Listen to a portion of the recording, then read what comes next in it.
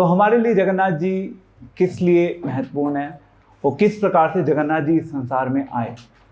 तो हमने कल डिस्कस किया था कि जो नारद जी थे, नारद जी गाइड कर रहे थे राजा इंद्रद्युम्न को, और राजा इंद्रद्युम्न जो थे वो बहुत ज़्यादा उत्सुक थे जगन्नाथ जी के दर्शन करने के लिए।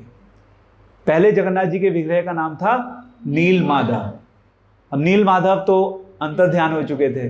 नील माधव के बाद अब तैयारी चल रही थी जगन्नाथ जी के विग्रह को ढूंढने की, और उनको जो पूरी गाइडेंस मिल रही थी वो नारद जी की गाइडेंस मिल रही थी।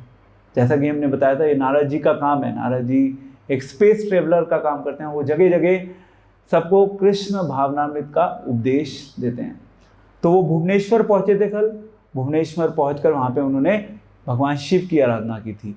उसके बाद वो फाइनली पुरुषोत्तम क्षेत्र पहुँचे। वहाँ पे सबसे पहले उन्होंने नरसिंहदेव भगवान की याचना की। नरसिंहदेव भगवान के विग्रह की प्रार्थना की गई, और एक्चुअली नारद जी ही केवल वहाँ पर नरसिंहदेव भगवान की प्रार्थना या नरसिंहदेव भगवान की पूजा अर्चना कर सकते थे, और किसी में इतना दम नहीं था। और सबने नरसिंहदेव भगवान के दर्शन किए। सारे जो रेजिडेंट्स थे, जितने भी प्रजा के लोग थे जो उनके साथ आए थे, सबने दर्शन किए। उसके बाद जो नारद जी थे, नारद जी उनको कहाँ पे लेके गए? कल्पवृक्ष के पास, क्योंकि जो नील माधव विग्रह थे वो ओरिजिनली कल्पवृक्ष के पास से रहते थे। मतलब उनका जो निवास स्थान था पहले, वो कल्पवृक्ष के पास रहते थे। वहाँ से वो चले गए थे, बट उनके स्थान को उन्होंने दिखाया। और उसके बाद वहाँ पर सरस्वती देवी ने भविष्यवाणी की कि जैसे जैसे तुम्हें नारद जी बता रहे हैं, बस उस चीज़ को तुम फॉलो करते रहिए। तो यहाँ पे एक बहुत इंपॉर्टेंट सिद्धांत प्रेजेंट करने को मिलता है कि कभी कभी ना हमें आध्यात्मिक जीवन में कन्फ्यूज़न होती है। हम सबको कन्फ्यूज़न होती है समय समय पर। तो जब हमें कन्फ्यूज़न होती है तो एक होते हैं हमारे गुरुजन, एक हमारे हृदय में बात चल रही होती है कि हमें भक्ति ऐसे करनी है। हम डाउट में होते हैं कई बार, तो कई बार डबल कंफर्मेशन मिल जाती है। या तो हमारी लाइफ में कुछ ऐसा एक मिरेकल की तरह हो जाता है, और फिर उस मिरेकल को एफर्म करते हैं वैष्णव, तो उससे डबल कंफर्मेशन हो जाती है। और जब डबल कंफर्मेशन हो जाती है तब हम उस चीज़ को सही ढंग से कर पाते हैं, हमें कन्विक्शन आ जाता है। तो इसी प्रकार से सरस्वती जी ने क्या किया? उन्हें कन्विंस किया नारद जी को। तो इसी प्रकार से हमारे आध्यात्मिक जीवन में भी हमारे जो सीनियर डिवोटीज होते हैं, हमारे जो गुरुजन होते हैं, वो हमें समय समय पर डायरेक्ट करते हैं। तो डायरेक्शन का बहुत बड़ा रोल है। तो वहाँ पे सरस्वती जी ने डायरेक्शन दी एक तरीके से। नारद जी तो डायरेक्ट कर ही रहे थे, बट नारद जी के साथ साथ फाइनली सरस्वती जी ने भी जब डायरेक्शन दी तो उससे उनको बहुत ज़्यादा कन्विक्शन हो गया। और फिर उन्होंने बोला नारद जी को कि जो तुम्हारे शब्द हैं वो तो भगवान का ही आदेश है। तो जो भी नारद जी बोल रहे हैं अब उनको 100% यकीन हो गया। किनको? राजा इंद्रद्युम्न को। तो उन्होंने बोला कि अब आप यहाँ पर नरसिंहदेव भगवान का मंदिर बनवाइए। नरसिंहदेव भगवान के मंदिर को बनाने के लिए आप पहले यहाँ पे 1000 अश्वमेध यज्ञ को कीजिए, यज्ञ कीजिए। मैं तब तक यहाँ पर रह के क्या करूँगा? मैं नरसिंहदेव भगवान की वर्शिप करूँगा। तो वो खुद नरसिंहदेव भगवान की वर्शिप में बिजी हो गए, और उन्होंने बोला कि जो विश्वकर्मा है, विश्वकर्मा के बेटे आएंगे और वो तुम्हें उस मंदिर को बनाने में तुम्हारी सहायता करेंगे। वहां से सबसे पहले नरसिंहदेव भगवान के मंदिर का निर्माण शुरू हुआ। तो पहले जगन्नाथपुरी का मंदिर नहीं था। जगन्नाथपुरी के मंदिर से पहले नरसिंहदेव भगवान के मंदिर को स्थापित किया गया।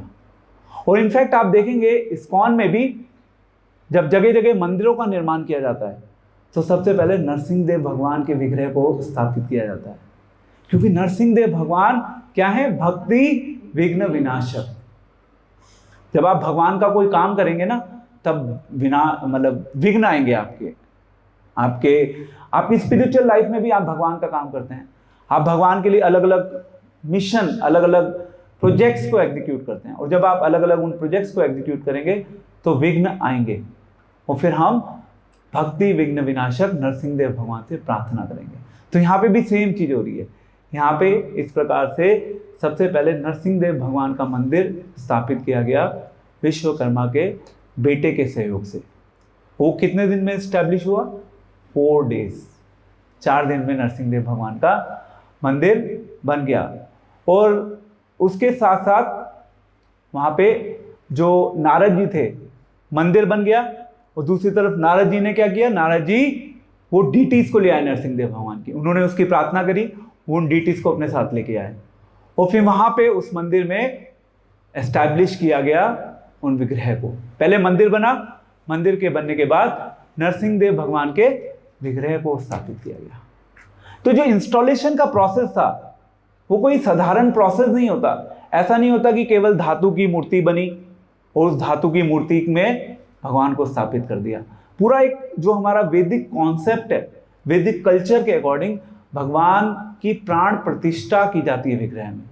और प्राण प्रतिष्ठा का कॉन्सेप्ट कोई साधारण कॉन्सेप्ट नहीं है।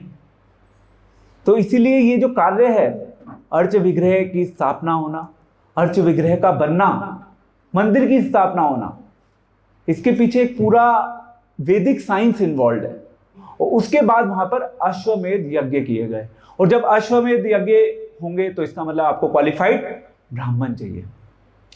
क्वालिफाइड ब्राह्मण्स को अरेंज किया गया, और साथ साथ वहां पर देवी देवता भी आए, क्योंकि बहुत बड़ा मिशन भगवान का एग्जीक्यूट होने जा रहा था। वहां पे देवी देवता भी आए, और वहां पे अश्वमेध यज्ञ होगा तो यानी कि पशुओं की बलि भी होगी।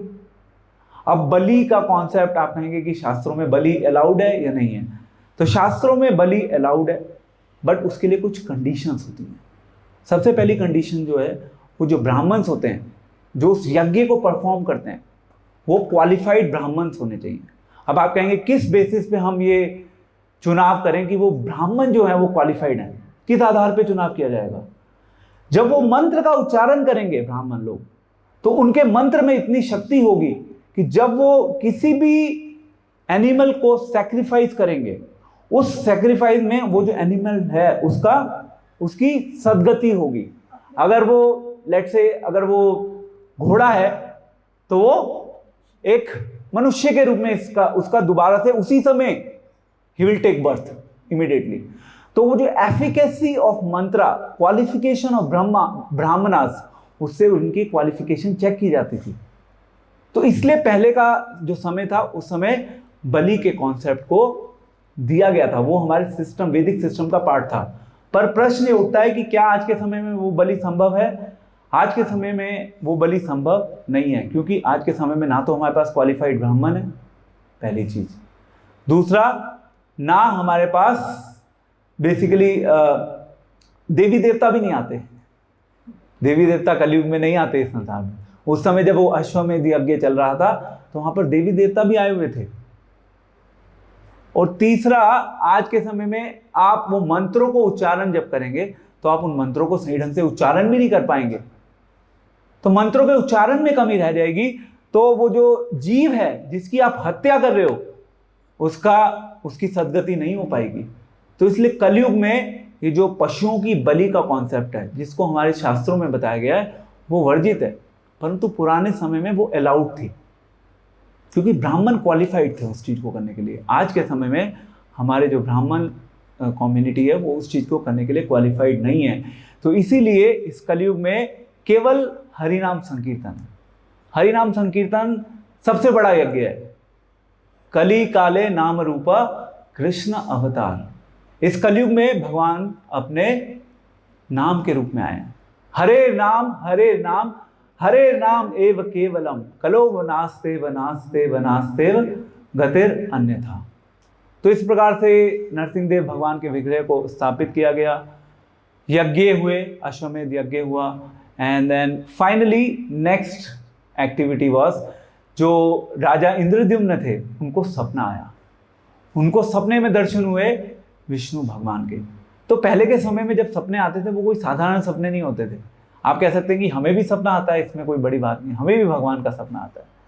तो पहले का सपना और आज का सपना, उसमें अंतर है। वो डिवाइन विजन होता है बेसिकली।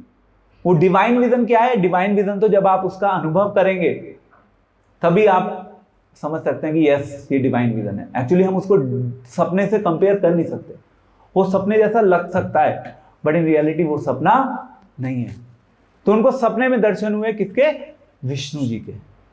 वो विष्णु जी के साथ थी उनकी लक्ष्मी जी। वो विष्णु जी किस पे रेस्ट करते हैं? रेस्ट करते हैं, रेस्ट, शेषनाग, शैया बोलते हैं ना उनकी, विष्णु जी की शैया, उस पे वो रेस्ट कर रहे थे। तो जब उनको वो दर्शन हुए विष्णु जी के, अब वो तो बहुत ज्यादा सरप्राइज हो गए। वो सुबह उठ के वो किसके पास गए? नारद जी के पास गए। अब उन्होंने नारद जी को बताया कि भाई ऐसे ऐसे मेरे को सपने में विष्णु जी आए थे। तो उन्होंने कहा ठीक है, आपको इस चीज को किसी को बताना नहीं। अब हम यहाँ पे क्या शिक्षा ले सकते हैं? हमारे जीवन में भी ऐसा शायद कभी हो सकता है, जब हम अपने आध्यात्मिक जीवन में प्रगति करते हैं तो कुछ ऐसी चीज़ें हम एक्सपीरियंस कर सकते हैं। इसका मतलब ये नहीं कि हम जब उन चीज़ों को एक्सपीरियंस करें तो उनका ढिंडोरा पीटना शुरू कर दें। हम मैक्सिमम अपने गुरु को बता सकते हैं उस चीज़ को, या जो हमारे शिक्षा गुरु हैं उनको हम बता सकते हैं, but we don't have to tell it to the world. So devotees को एक्सपीरियंसेस होते हैं, बट वो डिवोटीज भगवान के भक्त इतने शुद्ध होते हैं, वो किसी को इस चीज का गुणगान नहीं करते। और जो इस संसार में ढोंगी लोग होते हैं वो केवल गुणगान करते हैं। और जो गुणगान करेंगे उससे क्या होगा? उसका रिजल्ट क्या होगा? उसका रिजल्ट ये होगा कि उनका गुणगान शुरू हो जाएगा और लोग भगवान का गुणगान करना बंद कर देंगे। And that's not correct. तो ऐसा होता था हिस्टोरिकली, और अभी भी हम देखते हैं इस कलयुग में बहुत से ढोंगी गुरु होते हैं जो जिनके पास कुछ सिद्धियां आ जाती हैं, वो सिद्धियों का डिस्प्ले करना शुरू कर देते हैं।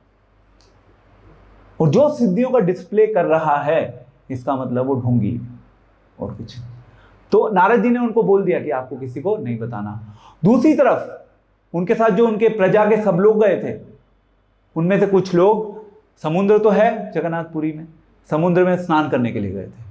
वो जब स्नान करके वापस आ रहे थे तो उन्हें हवा में बड़ा पेड़ का टुकड़ा देखा। वो हवा में लहरता हुआ आ रहा था और उस पर विष्णु के मार्ग थे। उन्हें भी लगा कि ये कोई साधारण वृक्ष नहीं है, और इस प्रकार से ये सूचना फाइनली नारद जी तक पहुंची। तो नारद जी ने कहा कि अब आपके जगन्नाथ जी के इस संसार में आने का समय आ गया है। तो जगन्नाथ जी के आने की तैयारी हो रही है, अभी होमवर्क चल रहा है। जगन्नाथ जी पहली बार लकड़ी के रूप में, मतलब लकड़ी का जो विग्रह है, पहली बार जगन्नाथ जी का लकड़ी का विग्रह स्थापित होने जा रहा है। तो एक तरफ सिटीजन्स तो थे, उन्होंने उस विशाल लकड़ी के टुकड़े को देखा, और दूसरी तरफ वो जो इंद्रद्युम्न थे उन्होंने किसको देखा? विष्णु जी को। उनको विष्णु जी के दर्शन हुए, और नारद जी ने बताया कि बहुत जल्दी जगन्नाथ जी लकड़ी के फॉर्म में आप सबके सामने उपस्थित होंगे। आपका वो समय आ रहा है जिसके लिए आप सब लोग बहुत समय से इंतजार कर रहे थे। और उससे पहले इनफैक्ट ये जो अर्च विग्रह फॉर्म है, अर्च विग्रह फॉर्म का कॉन्सेप्ट नहीं था। मतलब भगवान की जो विग्रह फॉर्म की वर्शिप है उससे पहले वो नहीं होती थी। तो पहली बार जगन्नाथ जी के रूप में भगवान की अर्च विग्रह की वर्शिप होनी शुरू हुई। अब नारद जी ने कहा कि वो जो लकड़ी है उस लकड़ी को लेके आओ महावेदी में। ये याद रखिएगा शब्द, महावेदी। महावेदी में लेके आओ और वहां पे उस लकड़ी को कवर करके उस लकड़ी की पूजा शुरू करिए, क्योंकि वो कोई साधारण लकड़ी नहीं है।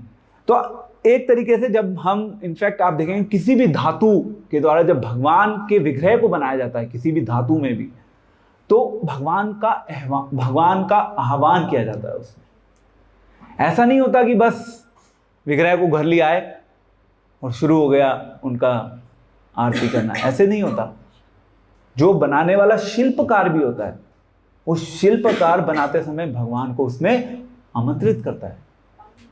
तो इट्स ए प्रोसेस, ये एक दिन का समय नहीं होता।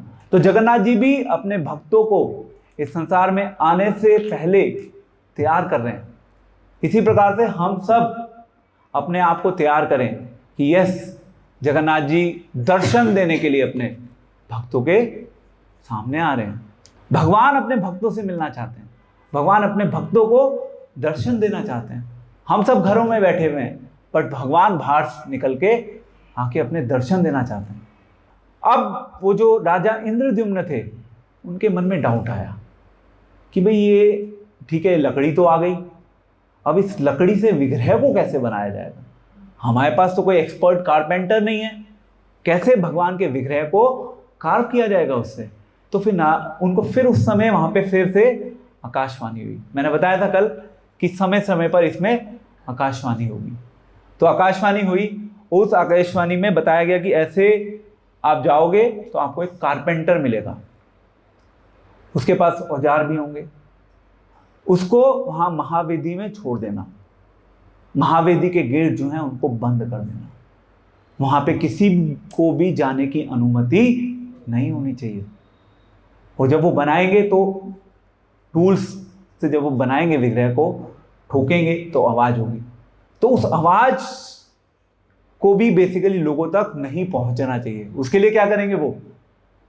उसके लिए वहां पे आप म्यूजिकल इंस्ट्रूमेंट्स कीर्तन करवाइए, जिससे कि वो आवाज लोगों तक ना पहुंचे, क्योंकि वो जो साउंड है वो इनऑस्पिशियस साउंड है। और फिर इस प्रकार से वहां पे कीर्तन चलता रहा, और वो जो शिल्पकार था, कारपेंटर, वो जगन्नाथ जी के विग्रह बना रहे थे महावेदी में। वहां पे जगन्नाथ जी के विग्रह बनाए गए, और विग्रह को बनाने के बाद फिर अगेन सरस्वती जी आई वहां पे। सरस्वती जी मतलब उन्होंने फिर से एक तरीके से भविष्यवाणी की, और सरस्वती जी ने बोला कि now it is a time कि आप अपने सर्वेंट्स को, इंद्रद्युम्न राजा को बोला कि आप अपने सर्वेंट्स को असिस्ट करने के लिए भेजिए उस शिल्पकार के पास। अब वो जो जगन्नाथ जी के विग्रह हैं वो कंप्लीट होने वाले हैं, आप भेजिए उन्हें। तो जगन्नाथ जी के विग्रह कंप्लीट होने वाले थे, और फाइनली वो जो दारू ब्रह्म जिसको बोलते हैं, बेसिकली आप सुनेंगे जब जगन्नाथ जी के बारे में, तो दारू ब्रह्म एक नाम ही है जगन्नाथ जी का। ब्रह्म का मतलब भगवान, और दारू मतलब लकड़ी, दारू के भगवान यानी कि लकड़ी वाले भगवान। जगन्नाथ जी हैं लकड़ी वाले भगवान। तो उन्होंने बताया, वो जो इनफैक्ट कारपेंटर बना रहे थे, उन्होंने बता दिया था इंद्रद्युम्न महाराज को कि ये सेम वैसे ही बनेंगे जिनका तुमने दर्शन किया था, मैं उस तरीके से ही बनाऊंगा। तो इस प्रकार से कार्विंग हो गई। फाइनली जगन्नाथ जी के दर्शन अवेलेबल हो गए। तो जगन्नाथ जी रेडी हो चुके थे महावेदी में। तो जगन्नाथ जी रेडी हो गए हैं, बट अभी उनकी प्रतिष्ठा नहीं हुई है, अभी केवल वो रेडी हुए। सो ये हो गया हमारा एक पड़ाव। इसके बाद देन उन्होंने बोला, वहां पे जब सरस्वती जी जो आई थी, उन्होंने वहां पे भविष्यवाणी की थी। उन्होंने बोला था कि अल्टीमेटली फाइनली इसका जो फाइनल कार्य है इन टर्म्स ऑफ इसका जो फ्यूचर में रेस्टोरेशन होगा, क्योंकि विग्रह समय समय पर बदलेंगे। अभी आप देखेंगे तो कुछ समय विग्रह जो होते हैं वो बदलते रहते हैं, उसकी बहुत लंबी प्रोसेस होती है, इसका पूरा इतिहास है। अब आप कहेंगे ये पूरा इतिहास कहाँ लिखा हुआ है? इसका पूरे इतिहास का जो वर्णन है स्कंद पुराण में इसके बारे में बताया गया है। सो विश्ववसु जो थे, विश्ववसु सबसे पहले नील माधव विग्रह जो थे वो उनकी वर्शिप करते थे। वो ट्राइबल मैन से उनके बेसिकली वो इंचार्ज थे। तो उन्होंने बोला था कि अब जो फ्यूचर में जगन्नाथ जी का जो रिस्टोरेशन का काम है, वो आप इसकी जो पेंटिंग वगैरह का सारा काम है वो आप उनको दे दीजिएगा। तो दिस इज हाउ वो एक डिसेंडेंट, मतलब एक परंपरा बोलेंगे, क्या बोलेंगे उसको, एक जनरेशन से दूसरी जनरेशन तक ये सिस्टम चलता आ रहा है। वहाँ पे वो अलग अलग सेवाइट्स हैं, उनको बोलते हैं सेवाइट्स, जो सेवा करते हैं जगन्नाथ जी के मंदिर में। और वो जो सुदर्शन चक्र है जगन्नाथ जी का, सुदर्शन चक्र, उसको एक इनऑस्पिशियस जो धूमकेतु होते हैं ना, धूमकेतु, तो जो भी लोग भगवान की भक्ति नहीं करते उनके लिए वो बहुत इनऑस्पिशियस है, धूमकेतु का कार्य करता है। उसके लिए आ रहा है अधर्म शिला वसु धूमकेतव, तो नॉन डिवोटीज के लिए वो इनऑस्पिशियस कॉमेट है। तो जो धर्म का पालन नहीं करते, जो अपने जीवन में भक्ति का अभ्यास नहीं करते, जो डीमंस हैं, उन डेमंस का वो नाश करने के लिए बना है। तो जगन्नाथ जी, बलदेव एंड सुभद्रा, ये तीन है, वो सुदर्शन चक्र। तो सुदर्शन के दर्शन आप जब आप जगन्नाथ जी के मंदिर जाएंगे तो आप टॉप से कर सकते हैं। मतलब आपको उसके लिए मंदिर में दर्शन करने के लिए अंदर जाने की आवश्यकता भी नहीं है। अगर आपने सुदर्शन चक्र के दर्शन कर लिए, that is very powerful. Okay, अब फाइनली जगन्नाथ जी संसार में भक्तों के सामने आ चुके थे। तो नारद जी ने बोला, क्योंकि इंद्रद्युम्न तुमने अपने प्रयास किए हैं, अब उस प्रयास का फल तुम्हारे सामने आया है। और वो जो फल आया है, वो फल केवल तुम्हारे लाभ के लिए नहीं है। जगन्नाथ जी तुम्हारी भक्ति से इतने ज़्यादा प्रसन्न हैं, प्रभावित हैं, वो फल इस संसार के सभी जीवों को लाभ देगा। तो एक होता है एंडेवर्स, हम सब प्रयास करते हैं भक्ति में, वो प्रयास के बाद नेक्स्ट क्या होता है, उसका फ्रूट, फल। ई से एफ, प्रयास पहले करना है, फ्रूट बाद में आएगा। हम उल्टा करने लगते हैं, हम प्रयास बाद में करते हैं, हम पहले फ्रूट की चिंता करते हैं। हमारा फोकस केवल प्रयास के ऊपर होना चाहिए। तो नारद जी बार बार इंद्रद्युम्न को इसी चीज को बता रहे थे, इसी चीज की शिक्षा दे रहे थे, वो गाइड कर रहे थे कि फोकस करो किस चीज के ऊपर, प्रयास के ऊपर, श्रेयास के ऊपर, श्रेयास के ऊपर, जो आपके लिए अल्टीमेटली बेनिफिशियल है। उनको एंजाइटी थी, वो रुक नहीं पा रहे थे, वो दर्शन करना चाहते थे। बट नारद जी कह रहे थे रुको रुको रुको रुको, पेशेंस के साथ चलो। और पेशेंस के साथ चलोगे तो तुम्हारे लिए भगवान ने बहुत बड़ी सेवा ऑलरेडी छोड़ रखी है, वो सारी सेवा तुम्हें करनी है। क्योंकि ब्रह्मा जी ने ऑलरेडी नारद जी को इस चीज के बारे में बता दिया था। ठीक है, तो इसके जब जगन्नाथ जी आ गए इस संसार में, अब जगन्नाथ जी को प्रार्थना कर रहे हैं कौन, राजा इंद्रद्युम्न। तो मैंने कल बताया था कि जब भी हम भगवान के दर्शन करते हैं तो हमें भगवान से प्रार्थना करनी चाहिए।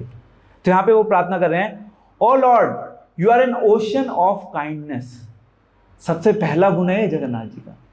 जगन्नाथ जी कौन है, पतित पावन, वो दयालु हैं, वो हम जैसे पतितों का उद्धार करने के लिए इस संसार में आए।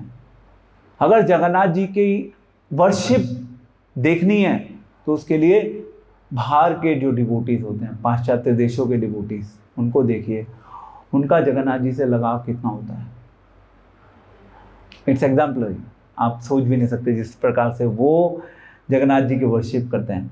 उसके बाद कह रहे हैं कि for countless birth I have been rotting in this material world without serving your lotus feet. तो काउंटलेस बर्थ, यहाँ पे एक बर्थ की बात नहीं हो रही, काउंटलेस बर्थ। तो हम सब ने भी इस प्रकार से इस संसार में 1 2 3 4 5 नहीं, पता नहीं, हजारों लाखों करोड़ों वर्ष ऑलरेडी हम इस संसार में बिता चुके हैं। बट फिर भी हमने भगवान के चरणों का सहारा नहीं लिया है।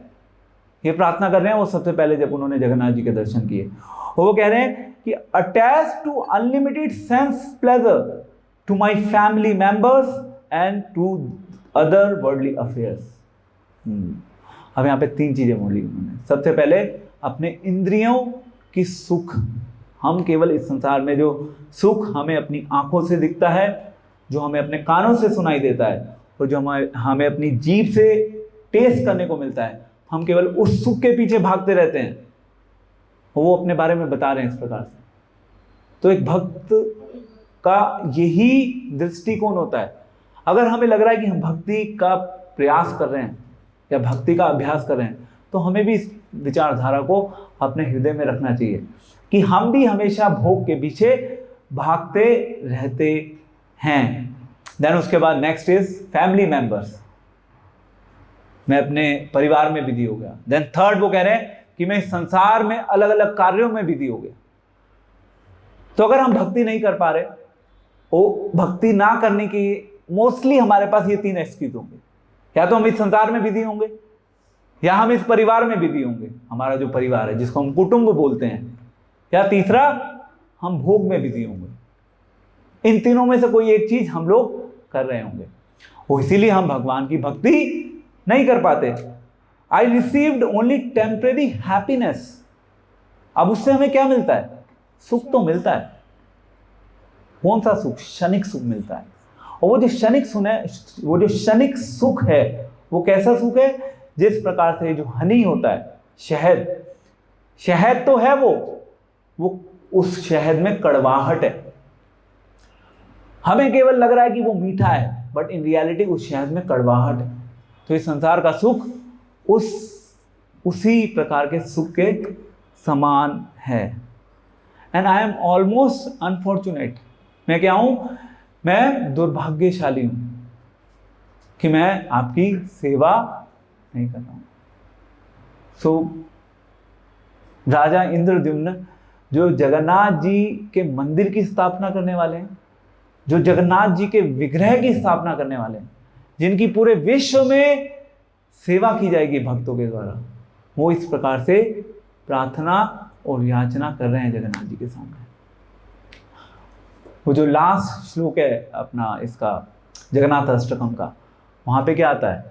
वहाँ पे यही आता है कि मेरे जीवन में मैंने इतने पाप किए हैं कि मेरे उन पापों का कोई अंत नहीं है।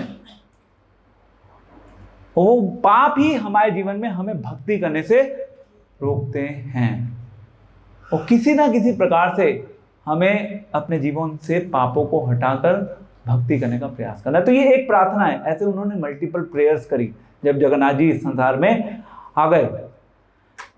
अब नेक्स्ट फेज प्रार्थना हो गई। प्रार्थना के बाद अब जो नारद जी थे, नारद जी ने बोला कि ये जगन्नाथ जी तो आ गए इस संसार में, अब जगन्नाथ जी को घर चाहिए, जगन्नाथ जी के लिए घर बनाइए, यानी कि जगन्नाथ जी के लिए मंदिर का निर्माण कीजिए, मंदिर की आवश्यकता है। तो जब राजा ने सुना, तो राजा क्योंकि सेवा करने के लिए बिल्कुल आतुर थे, वो बहुत प्रसन्न हो गए। उन्होंने कहा कि मेरे पास जितनी भी वेल्थ है, मैं यथासंभव जगन्नाथ जी के मंदिर के निर्माण के लिए उस वेल्थ को दूंगा। और जो नारद जी थे, नारद जी ने कहा ठीक है आप मंदिर बनवाइए, हम फिर बाद में इस विग्रह की प्राण प्रतिष्ठा करेंगे, इन विग्रह को स्थापित करेंगे। मैं तब तक किसके पास जाता हूँ? ब्रह्मा जी के पास जाता हूँ। अब वो ब्रह्मा जी के पास जा रहे थे, यानी कि ब्रह्मलोक जाने की तैयारी कर रहे थे नारद जी। अब वो ब्रह्मलोक जब जाने वाले थे, तो इंद्रद्युम्न महाराज ने कहा कि मैं भी मिलने जाऊंगा ब्रह्मा जी से, मैं ब्रह्मा जी को इनवाइट करके आऊंगा कि ये जो इतनी बड़ी सेरेमनी होने वाली है, जगन्नाथ जी के विग्रह को स्थापित किया जाना है, मंदिर की स्थापना हो रही है, तो ब्रह्मा जी को आना चाहिए इसके लिए। तो वो फिर नारद जी के साथ गए ब्रह्मलोक। ब्रह्मलोक में उनको ब्रह्मा जी के दर्शन हुए, और ब्रह्मा जी वैसे बिजी थे, बट फिर भी ब्रह्मा जी ने टाइम दिया, और ब्रह्मा जी को तो सब पता ही था ऑलरेडी। तो नारद जी ने उन्हें अपडेट किया कि भाई ऐसे ऐसे मंदिर बन चुका है। अब फिर वहाँ पे इनविटेशन दिया गया। किसके द्वारा इनविटेशन दिया गया? इंद्रद्युम्न महाराज के द्वारा। तो इनविटेशन का कॉन्सेप्ट देख रहे हैं, ये एक एटिकेट है। हालांकि ब्रह्मा जी ने सब कुछ, सारी डायरेक्शन, मतलब इनडायरेक्टली ब्रह्मा जी को सब पता है, बट फिर भी पर्सनली राजा इंद्रद्युम्न गए वहाँ पर, और उन्होंने ब्रह्मा जी को कहा कि इस प्रकार से मंदिर का निर्माण कार्य जो है वो पूरा हो चुका है, आप आइए और उस मंदिर की स्थापना कीजिए। तो ब्रह्मा जी ने कहा अवश्य मैं आऊँगा, तो वहाँ पे व्यवस्था पूरी करो, आप जाओ वापस पृथ्वी लोक में। अब एक चैलेंज आ गया वहाँ पे। ब्रह्मलोक में क्या है, जो टाइम फैक्टर है, ब्रह्मलोक में जो टाइम फैक्टर है वो तो अलग चलता है, ब्रह्मा जी का टाइम का कैलकुलेशन बहुत अलग है। तो इनविटेशन तो दे दिया, उन्होंने कहा कि जो पृथ्वी में समय है वो बहुत आगे निकल चुका है ऑलरेडी, मनवंतर चलते हैं वहाँ पे, तो मेरा एक क्षण वहाँ पे पता नहीं हजारों वर्ष उस प्रोसेस में निकल चुके हैं, बट इससे कोई फर्क नहीं पड़ा। अल्टीमेटली सब कुछ रुक गया, पृथ्वी लोक में कोई फर्क नहीं पड़ा, यानी कि वो जो विग्रह थे और वो जो मंदिर था वो वैसा का वैसा ही रहा। तो फिर वो वापस आए संसार में, और वहाँ पे उनके साथ डेमीगॉड्स भी पहुँच गए थे। जब नारद जी पहुँचे थे वहाँ पे ब्रह्मा जी से मिलने के लिए इंद्रद्युम्न के साथ, उनके साथ वहाँ डेमीगॉड्स भी पहुँचे, और डेमीगॉड्स ने पूछा कि भाई ये नीलमाधव जी तो इन संसार से चले गए थे, वो तो अंतर ध्यान हो गए थे। अब नेक्स्ट क्या प्रोग्राम है भगवान का, आगे भगवान की किस प्रकार से वर्शिप की जाएगी। तो वहां पे फिर ब्रह्मा जी ने वो सीक्रेट रिवील किया। वहां पे भगवान ब्रह्मा जी ने बताया कि आगे से भगवान अपने विग्रह के रूप में इस संसार के जीवों पर दया करेंगे। भगवान के दर्शन सभी को अवेलेबल होंगे विग्रह के फॉर्म में, जिससे कि सब लोग भगवान के दर्शन करके उनसे आकर्षित हो सकें। जैसे हम लोग भगवान के दर्शन करते हैं तो हमारी तो अभी आंखें नहीं है वो दर्शन करके उनसे आकर्षित होने की, बट भक्त जो होते हैं उनकी आईज में क्या होता है, प्रेमांजन चक्षुर भक्ति विलोचन है ना, उनकी आईज में वो अनॉइंटमेंट होता है जिससे कि वो भगवान से आकर्षित होते हैं। जितना वो दर्शन करते हैं भगवान के, उतने वो भगवान से आकर्षित होते हैं। तो उन्होंने बताया कि अब ये अर्चा विग्रह फॉर्म में भगवान की जो वर्शिप है वो शुरू हो जाएगी। तो फिर ब्रह्मा जी ने फाइनली वहां पे वो जो ब्रह्मलोक में मीटिंग हुई वो खत्म हुई, और उसके बाद अब नेक्स्ट पार्ट इज पहली रथ यात्रा। पहली बार रथ यात्रा कब हुई, हम उसकी बात कर रहे हैं। ये रथ यात्रा बहुत समय से चली आ रही है।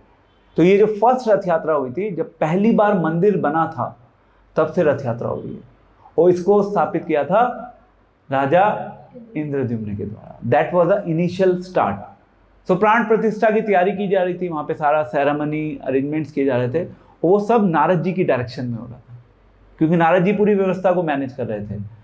एंड नारद जी आए, उन्होंने बताया कि आप इस प्रकार से अब भगवान के लिए महावेदी एक जगह थी, मैंने बताया था, जहाँ पे विग्रह को बनाया गया था। अब महावेदी से भगवान के विग्रह को लेके जाना था कहाँ पे, भगवान के मंदिर में। तो भगवान का मंदिर किसने बनाया, विश्वकर्मा जी ने।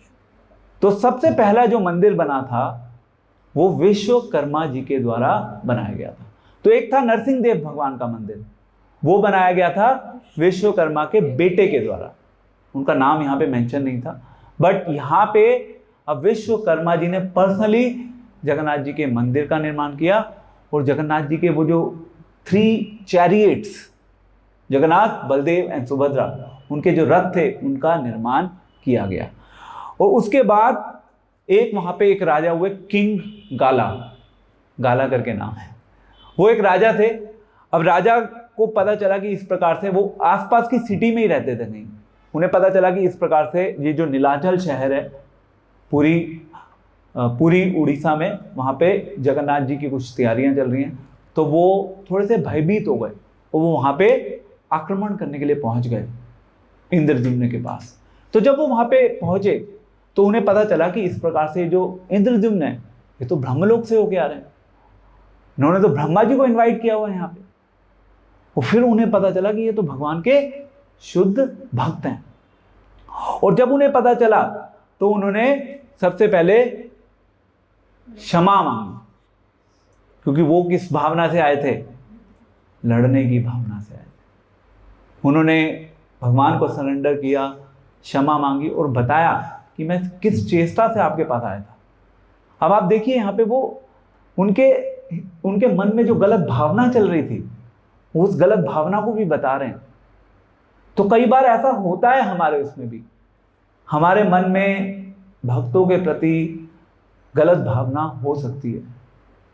अगर हमारे मन में गलत भावना है तो हमें बता देनी चाहिए, उसमें कोई खराबी नहीं।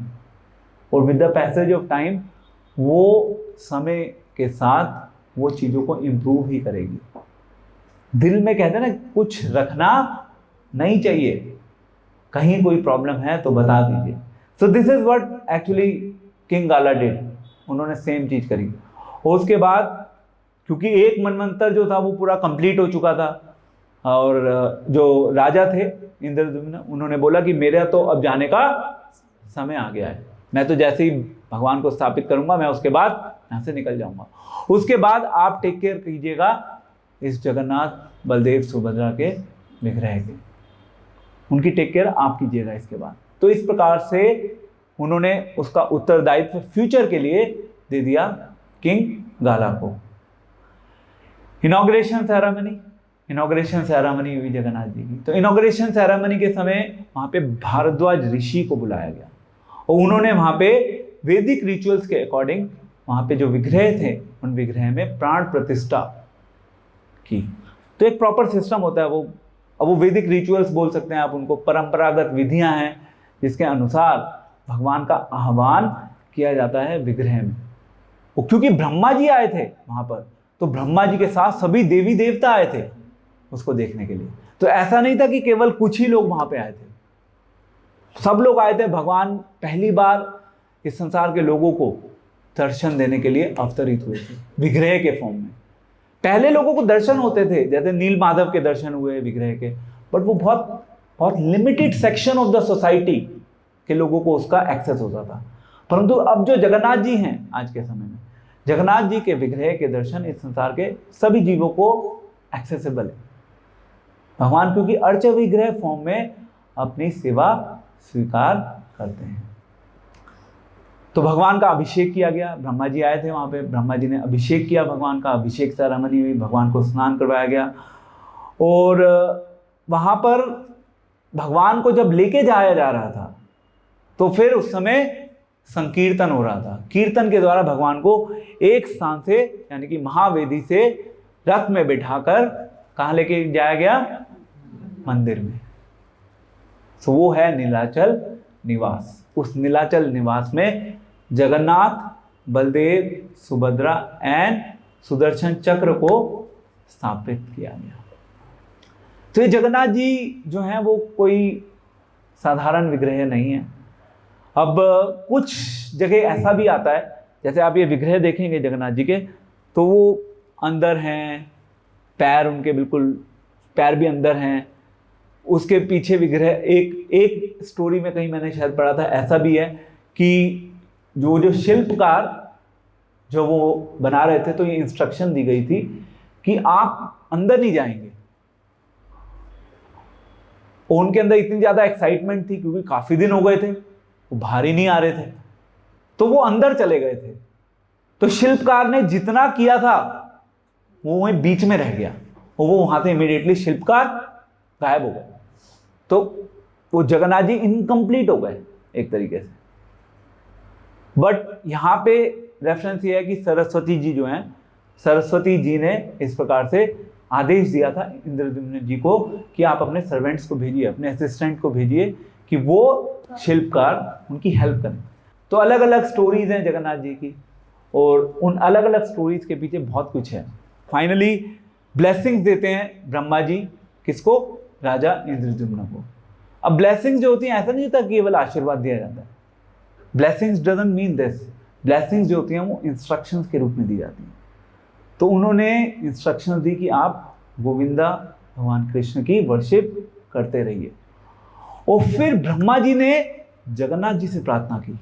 उन्होंने कहा कि आप ये जो राजा हैं इनको बताइए कि किस प्रकार से फ्यूचर में इनकी वर्शिप की जाएगी। तो उसका पूरा एलैबोरेट प्रोसेस जगन्नाथ जी ने स्वयं राजा इंद्रद्युम्न को बताया। मतलब भगवान के विग्रह ने स्वयं राजा को बताया कि किस प्रकार से फ्यूचर में जगन्नाथ जी की वर्शिप होगी। तो बहुत कुछ है उसके पीछे और वो पूरा बहुत कुछ हम जान सकते हैं कि किस प्रकार से अभी भी आप देखेंगे वहाँ पे आज से वो फेस्टिवल शुरू नहीं होता, वो फेस्टिवल चलता रहता है। एक होते हैं नाभि ब्रह्म, आपने सुना होगा शायद। नाभि ब्रह्म में वो भगवान का हृदय है, वो अभी भी वो मतलब कहते हैं कि ऐसे वो करता है, उसमें मतलब आवाज भी आती है शायद, पता नहीं, there is something like, I don't know what is it. तो ब्रह्मा जी ने प्रार्थना करी। अब यहाँ पे एक शिक्षा बहुत इंपॉर्टेंट है कि जब ब्रह्मा जी प्रार्थना कर रहे हैं, ब्रह्मा जी की प्रार्थना सुनकर जगन्नाथ, बलदेव, सुभद्रा यानी कि जगन्नाथ जी गाइड कर रहे हैं किसको? राजा को, है ना।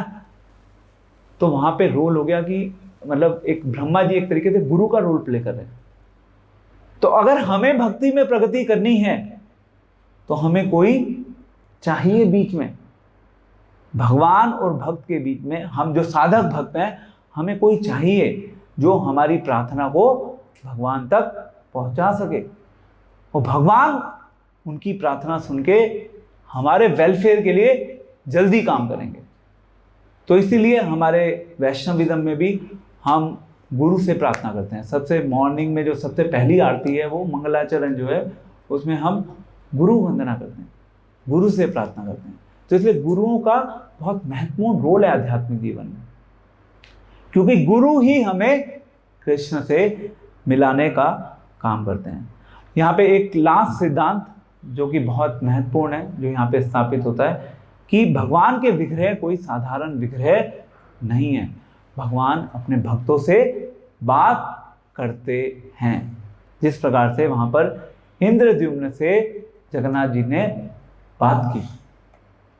तो केवल वो ऐसा नहीं कि केवल वो धातु के विग्रह हैं, लकड़ी के विग्रह हैं, तो इट्स नॉट जस्ट मैटर। और दो अलग विचारधाराएं हैं जिनको समन्वय करते हैं, तो उसको हम बोलते हैं अचिंत्य भेद अभेदा तत्व। तो एक होती है एनर्जी और दूसरा होता है एनर्जेटिक। तो एक दृष्टिकोण क्या कहता है कि एनर्जी एंड एनर्जेटिक में कोई अंतर नहीं है, और दूसरा दृष्टिकोण क्या कहता है कि एनर्जी एंड एनर्जेटिक में अंतर है। तो यहां पे ये प्रूव किया जा रहा है कि एनर्जी एंड एनर्जेटिक में कोई अंतर नहीं है, जिसका अर्थ है कि भगवान के विग्रह में और भगवान में कोई अंतर नहीं है। जिस प्रकार से सूर्य की रोशनी है, सूर्य की रोशनी और सूर्य, उन दोनों में एक लेवल पे कोई अंतर नहीं है क्वालिटेटिव वाइज, बट अंतर है भी। आप वो जो सूर्य की किरणें आपके घर में आ रही हैं, आप उसको तो टॉलरेट कर सकते हैं, परंतु सूरज आपके घर में आ जाएगा तो आप उसको टॉलरेट कर पाएंगे? नहीं कर पाएंगे। तो एनर्जी एंड एनर्जेटिक में डिफरेंस है भी और नहीं भी है। तो इसको हम बोलते हैं अचिंत्य भेद अभेदा तत्व। भेद है भी और भेद नहीं भी है। तो भगवान के विग्रह में और भगवान में कोई अंतर नहीं है, प्रोवाइडेड भगवान के विग्रह को प्रॉपर तरीके से स्थापित किया जाए। प्रॉपर जो हमारे वैदिक सिद्धांत हैं, उन वैदिक सिद्धांतों के अनुसार भगवान के विग्रह की स्थापना की जाए। और क्योंकि इस कलयुग में गृहस्थ जीवन में हम जैसे लोग भगवान के विग्रह की स्थापना करने के काबिल नहीं हैं, अपने घर में वर्शिप करने के लिए हम लोग एलिजिबल नहीं हैं, इसलिए इनफैक्ट आप देखेंगे हमारे सेंटर में भी भगवान के विग्रह नहीं है। तो आइडियली भगवान के विग्रह हम घर पे रख के उनकी पूजा अर्चना नहीं कर सकते, क्योंकि हमारे पास समय कहाँ है। इसलिए वो जो कॉन्सेप्ट है ना, वो डीटी वर्शिप का कॉन्सेप्ट भी प्रैक्टिकली आज के इस कलयुग में दिल्ली जैसे शहरों में तो रिडंडेंट है, उसकी कोई वैल्यू नहीं है। इसीलिए हम फोकस करते हैं श्रवण कीर्तन। और श्रवण एंड कीर्तन, केवल ये दो चीजें आपके जीवन में आपको सब कुछ दे देंगी। सारे आध्यात्मिक जीवन का जो परफेक्शन है वो आपको श्रवण कीर्तन से मिल जाएगा। फिर आपको अलग से सुबह शाम अर्च विग्रह की पूजा करने की आवश्यकता नहीं है, क्योंकि अर्च विग्रह की पूजा करने के लिए कुछ क्वालिफिकेशन चाहिए होती है। ठीक है, सो ये था हमारा सेकेंड डे। श्री श्री जगन्नाथ बलदेव सुभद्रा की हरे कृष्णा कृष्णा कृष्णा हरे हरे, हरे राम राम राम हरे हरे।